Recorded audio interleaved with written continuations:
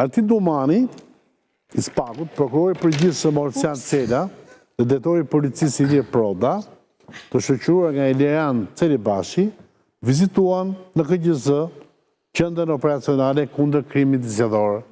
Pra do të thënë një grup shumë i fuqishëm. Ne ku kemi dhe foto. Okej. Tani, megjithatë, ka nga ata që pyesin. Por ky Spaku, se njerëzit nuk gopen me arrestime, se pa parë po. Ky Spaku po fle, po flirton, apo po vigjilon. Andojna, se mbas mendimit të çfarë po bën Spaku? Të treja bashkë. Tani, si mund të flesh dhe të flirtosh e dimne që fleme të fejuar? Edhe vigjilen. Kush e fejuar është çështja? Tu që ka një raport dihet.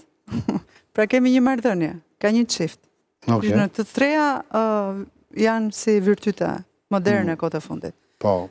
Por gjithsesi kohët e fundit ka një perceptim në lidhje me Spakun, duke hedhur dyshime, aludime se Spaku po fla mbi dosje. Shumë shkurt. Ngadalësia e timeve. Një. Kritikat nga opozita. Ndaj kujt? Po flasim për mungesën konkrete të çështjeve ose çuarjen deri në fund të çështjeve për zyrtarët e lartë.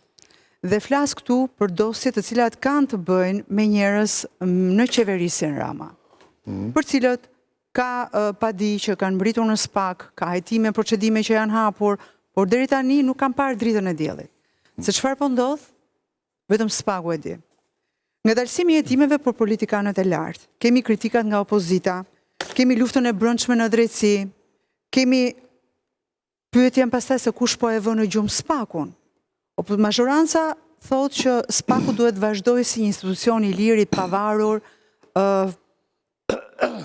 e drejta e cilit duhet të ndëshkojë korrupsionin. Në fakt, Spaku është një institucion që vërtet ndëshkon, nuk është një institucion që lufton korrupsionin. Korrupsioni luftohet në qeveri. Korrupsioni luftohet në elementet të tjera të... Të alëm politikanëve këto. Jo, më këto... Jo, po nuk jam dakord që korrupsioni luftohet në qeveri. Po kush e lufton korrupsionin? Është politike, ha? Spaku nuk e lufton, Spaku e dënon. Po jo, të kap. Po së të kapit jeti me presë në dorë. Po një kap. Po tash kemi dhe batutën e famshme të zotit Berisha që do të skap.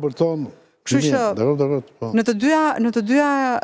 Po them që frika e ruan vreshtin, ka pas thënë populli.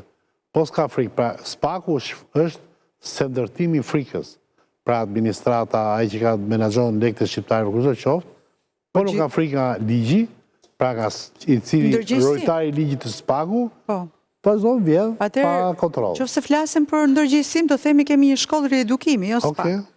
Okej. Shkollë riedukimi.